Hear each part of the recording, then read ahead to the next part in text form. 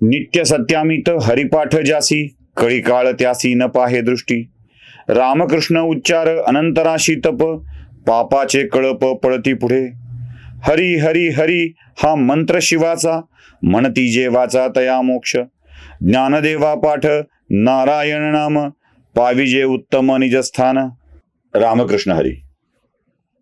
माऊलींचा हरिपाठ हा त्यांच्या स्वतःच्या अनुभवाचं प्रकटीकरण आहे, हे आपण लक्षात घेतलं पाहिजे. जे मी पहिल्या भागात सांगितलंय, स्वतःच्या जीवनानुभवाला माऊलींनी अत्यंत सोप्या भाषेमध्ये सांगून लोकांना हे समजविण्याचा प्रयत्न केला आहे की हरिपाठ काय आहे, हरिपाठाचे अभंग काय आहेत नाही, हरिपाठ काय आहे, देवाचा धावा केल्यानंतर काय होऊ शकतं ते माऊली वारंवार सांगतात. त्यामुळं या सगळ्याचा अर्थ एकच आहे.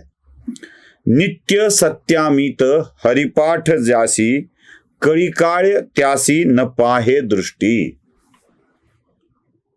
कळी काळ सुद्धा त्याच्याकडं वाईट नजरेनं बघत नाही.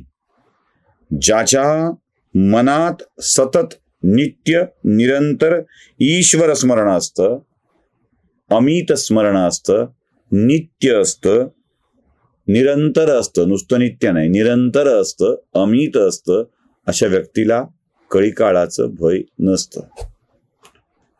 आता अनुभव कुठे याच्यामध्ये?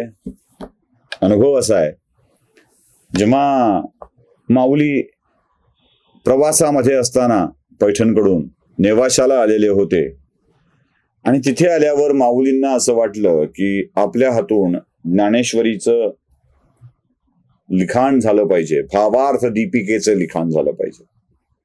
हिंदू धर्माच्या मध्ये अत्यंत गूढ अगम्य असं वाटावं पण तरीही ते आवश्यक असावं असं ज्ञान म्हणजे भगवद्गीता. ही भगवद्गीता खूप सोपी करून म्हणजे सिद्धांत दृष्टांत याच्या आधारावर लोकांना खूप सोप्या भाषेत समजावून सांगता येईल का, हा विचार माऊलींच्या मनामध्ये येत होता. मनात ओळी गुंजत होत्या, येत होत्या, पण त्या लिहिण्यासाठीची योग्य ठिकाण आणि योग्य जागा सोबत एक योग्य व्यक्ती सापडत नव्हता. काय असतं, आपल्या मनात आलेल्या उत्स्फूर्त विचारांना जेव्हा तो येईल तेव्हा समोरच्या व्यक्तीला सांगावा आणि तो त्याने उतरवून घ्यावा याची आवश्यकता असते. म्हणजे जेव्हा ब्रह्मदेवांना वेद स्फुरत होते तेव्हा त्या वेदांना लिहिण्यासाठी एक चांगला लेखकाची आवश्यकता होती आणि हा लेखक म्हणून श्री गजाननाला, श्री गणेशाला नेमण्यात आलं. आणि मध्येच न थांबता गणेशांनी ब्रह्मदेवांच्या मुखातून आलेली वाणी लिहून घेत राहिले. हे तसे चांगला लेखक सापडला ना, म्हणजे त्यासाठी श्री गणेशाला लेखक व्हावं लागलं. मग आता माऊलींनाही अशाच लेखकाची गरज होती, अशाच लेखकाची गरज होती.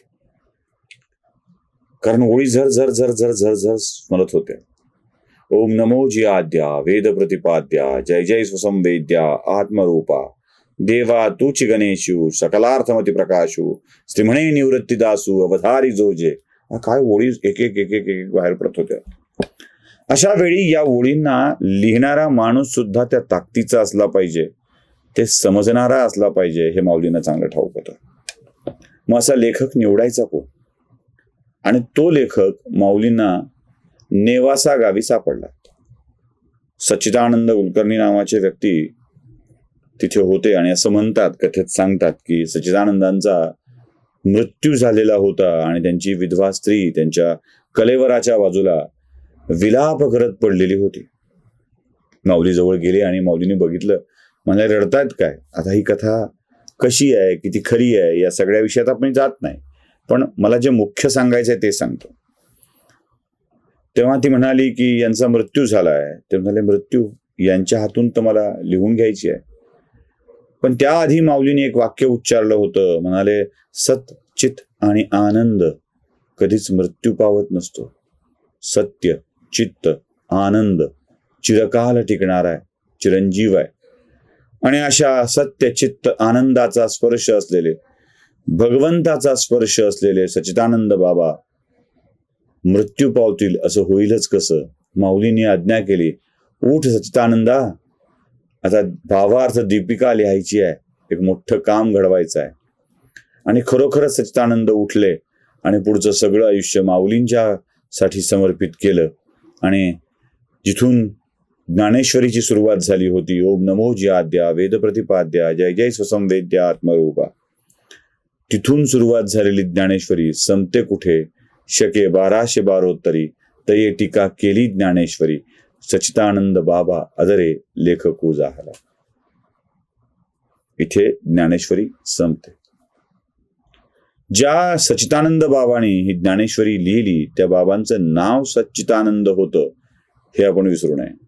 सत्य चित्त आनंद, आणि या सत्य चित्त आनंदाच्या सगळ्या भरात परमेश्वराच्या ठाई रममान झालं की आपोआपच ज्ञानेश्वरीच्या लेखनाची ऊर्जा येते. ज्ञानेश्वरी कोणाकडून लिहून घ्यावी? सच्चिदानंदांच्या. का? तर सत्य चित्त आनंद आहे. ज्याच्या सत्य चित्त आणि आनंदात ईश्वरी स्पर्श भरलेला आहे, अशा माणसांच्याकडून ती लिहून घ्यावी. अगदी काळानं ओढून नेलं असेल तरी काळाकडून सुद्धा ओढून आणून त्याच्या हातून भव्य दिव्य काम करण्याची ऊर्जा, शक्ती ईश्वर देत असतो. तेच आहे. लिहिण्यासाठीही तसा माणूस, आणि तसा माणूस असेल तर काळ सुद्धा त्याच्याकडे बघणार नाही. ही शक्ती भगवंताच्या नामस्मरणामध्ये असते. आता सांगितलं माऊलींचा अनुभव कसा असतो. अनुभवांना, आपल्या आलेल्या जीवनानुभवांना माऊली सहजपणे मांडत जातात. सहजपणे मांडत जातात. म्हणजे माऊलींनी उगाच सुचलंय ज्ञान म्हणून फेकलंय, विद्वानांच्या सारखं ज्ञानेश्वरीत लिहिलंय म्हणून सांगितलंय, भागवतात लिहिलंय म्हणून सांगितलंय. आमच्यासारखे असतात ना, कुठतरी वाचतात आणि वाचलेलं सांगतात. तसं नाहीये. माऊलींचं हे ज्ञान अनुभवातून आलेलं आहे. अनुभव कोणता आहे? प्रत्यक्ष ईश्वराच्या साक्षात्काराचा अनुभव आहे. ईश्वरी कृपेचा अनुभव आहे.